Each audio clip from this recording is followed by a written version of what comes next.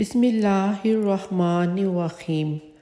حضرت انس بن مالک رضی اللہ تعالیٰ عنہ نے حدیث بیان کی کہ بے شک رسول اللہ صلی اللہ علیہ وآلہ وسلم نے فرمایا، میرے پاس براق لایا گیا، یہ ایک سواری کا جانور ہے، رنگ سفید، قد لمبا، گدھے سے بڑا اور خچر سے چھوٹا ہے، اپنی حد نگاہ تک قدم بھرتا ہے۔ فرمایا، میں اس پر سوار ہوا حتیٰ کہ بیت المقدس پہنچا۔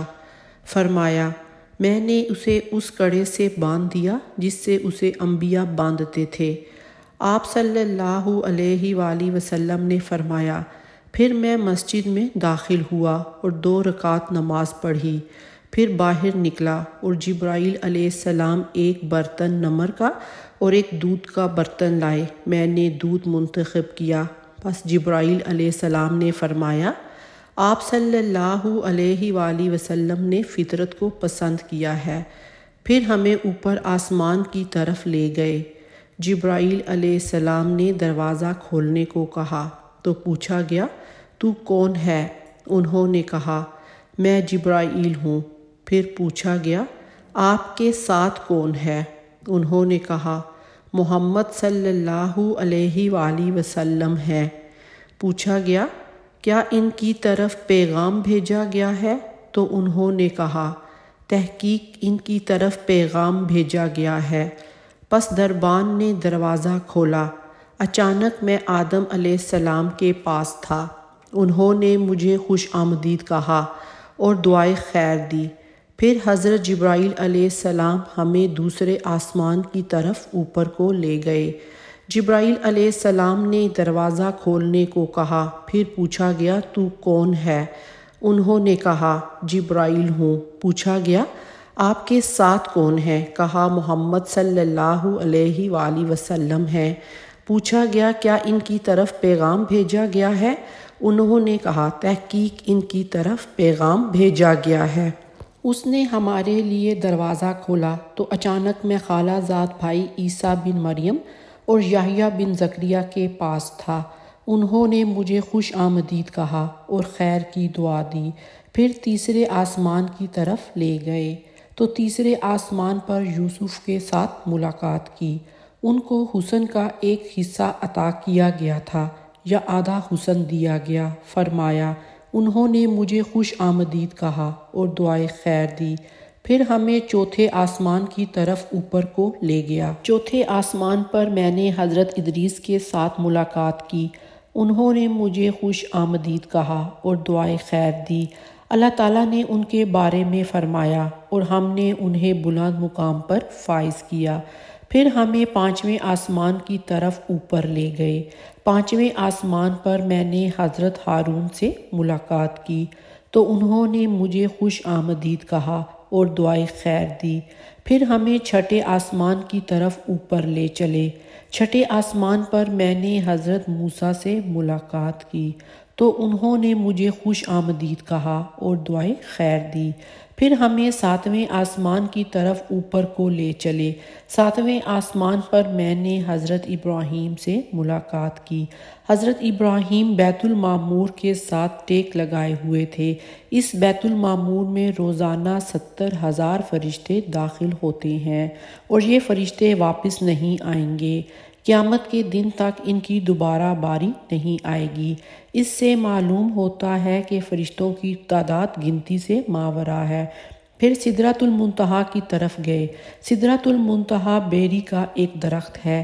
اس کی جڑ 6ٹھے آسمان میں ہے اور اس کی شاخیں 7ویں آسمان میں پھیلی ہیں، جبکہ بلندی میں وہ 7ویں آسمان سے بھی گزر گیا ہے۔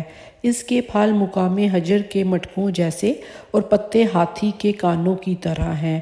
پس اللہ کے امر سے ڈھانک لیا، جس نے بھی ڈھانکا وہ تبدیل ہوئی۔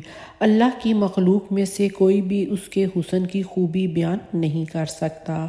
امام طبرانی نے حضرت انس رضی اللہ تعالیٰ عنہ سے روایت کیا کہ حضور صلی اللہ علیہ وآلہ وسلم نے یہ ارشاد فرمایا کہ میں نے نور اعظم یعنی نور الہی کو دیکھا، پھر اللہ نے میری طرف وحی بھیجی، جو چاہی یعنی مجھ سے بلا واسطہ کلام فرمایا، روزانہ دن اور رات میں 50 نمازیں فرض کیں۔ میں واپس اترا تو راستے میں موسیٰ سے ملاقات ہوئی۔ انہوں نے پوچھا، آپ کے رب نے آپ کی امت پر کیا فرض کیا ہے؟ میں نے کہا کہ 50 نمازیں۔ انہوں نے کہا، اپنے رب کے پاس واپس جاؤ اور اس میں تخفیف کا سوال کرو، بے شک آپ کی امت ان کی طاقت نہیں رکھتی، اور بے شک میں نے بنی اسرائیل کو آزمایا اور ان کا مشاہدہ کیا ہے۔ آپ صلی اللہ علیہ وآلہ وسلم نے فرمایا، میں اپنے رب کے پاس واپس گیا، میں نے عرض کی، میرے پروردگار، میری امت پر تخفیف کیجیے۔ پس اللہ تعالیٰ نے 5 نمازیں حذف کر دیں۔ میں موسیٰ علیہ السلام کی طرف واپس لوٹا اور میں نے کہا، اللہ نے مجھ سے 5 نمازیں حذف کر دی ہیں، یعنی اب 45 نمازیں فرض ہیں۔ حضرت موسیٰ نے کہا، بے شک آپ کی امت ان کی طاقت نہیں رکھتی، پس اپنے رب کے پاس واپس جاؤ اور تخفیف کا سوال کرو۔ پس میں اپنے پروردگار اور حضرت موسیٰ کے مابین لوٹتا رہا اور 5 نمازیں کم ہوتی رہیں۔ جب 5 نمازیں باقی رہ گئیں تو موسیٰ علیہ السلام نے کہا، اپنے پروردگار کے پاس واپس جائیں اور اس میں تخفیف کریں۔ میں نے کہا کہ مجھے اللہ سے حیا آتی ہے۔ اللہ تعالیٰ نے فرمایا، اے محمد صلی اللہ علیہ وآلہ وسلم، روزانہ رات اور دن میں یہ 5 نمازیں فرض ہیں اور ہر نماز کا ثواب 10 گنا ہے، یعنی تیری امت 5 نمازیں پڑھے گی لیکن اس کو 50 نمازوں کا ثواب ملے گا، اور جس نے اچھائی کا ارادہ کیا اور عملاً نہ کی، میں اس کے لیے 1 نیکی لکھتا ہوں، اور اگر اچھائی کر لے تو 10 گنا زیادہ لکھتا ہوں، اور جو برائی کا ارادہ کرتا ہے اور عملاً نہیں کرتا، کچھ بھی نہیں لکھا جاتا۔ اب اگر برائی کر لے تو 1 بدی لکھی جاتی ہے۔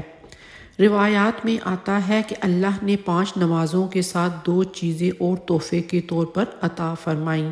حضرت عبداللہ بن مسعود رضی اللہ تعالیٰ عنہ کہتے ہیں کہ جب حضرت محمد صلی اللہ علیہ وآلہ وسلم معراج کی رات سدرۃ المنتہا کے پاس پہنچے تو کہا، یہی وہ آخری جگہ ہے جہاں زمین سے چیزیں اٹھ کر پہنچتی ہیں، اور یہی وہ بلندی کی آخری حد ہے جہاں سے چیزیں نیچے آتی اور اترتی ہیں، یعنی اللہ نے آپ کو وہ 3 چیزیں عطا فرمائیں جو آپ سے پہلے کسی نبی کو عطا نہیں فرمائی تھیں۔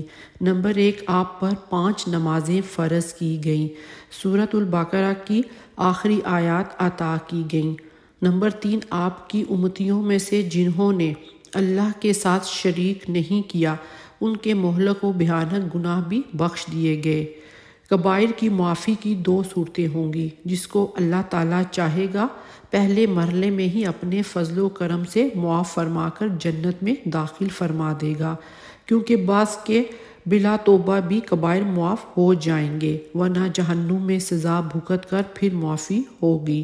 حضرت ابو ہریرہ رضی اللہ تعالیٰ عنہ سے روایت ہے کہ انہوں نے رسول اللہ صلی اللہ علیہ وآلہ وسلم کو فرماتے ہوئے سنا، سوچو تو صحیح، اگر تم میں سے کسی کے دروازے پر نہر ہو اور وہ روزانہ اس میں 5 دفعہ نہائے تو کیا کہتے ہو کہ اس کے جسم پر میل کچیل باقی رہ جائے گا؟ لوگوں نے عرض کیا کہ ذرا بھی میل باقی نہیں رہے گا۔ آپ صلی اللہ علیہ وآلہ وسلم نے فرمایا کہ یہی 5 نمازوں کی مثال ہے کہ ان کے ذریعے اللہ تعالیٰ گناہوں کو مٹا دیتا ہے۔ حضرت سعید بن عاص رضی اللہ تعالیٰ عنہ کہتے ہیں کہ میرے سامنے حضرت عثمان رضی اللہ تعالیٰ عنہ نے وضو کے لیے پانی منگوایا، پھر کہا کہ رسول اللہ صلی اللہ علیہ وآلہ وسلم نے ارشاد فرمایا، جس مسلمان نے بھی فرض نماز کا وقت پایا، اچھی طرح وضو کیا، پھر خشوع و خضوع کے ساتھ نماز پڑھی تو وہ نماز اس کے پچھلے تمام گناہوں کا کفارہ بن جائے گی، جب تک کہ وہ کوئی کبیرہ گناہ نہ کرے، اور یہ سلسلہ ہمیشہ جاری رہے گا۔ اگر آج کی ویڈیو آپ کو پسند آئی ہو تو اسے صدقہ جاریہ سمجھ کر دوسروں کے ساتھ بھی لازمی شیئر کریں۔ جزاک اللہ۔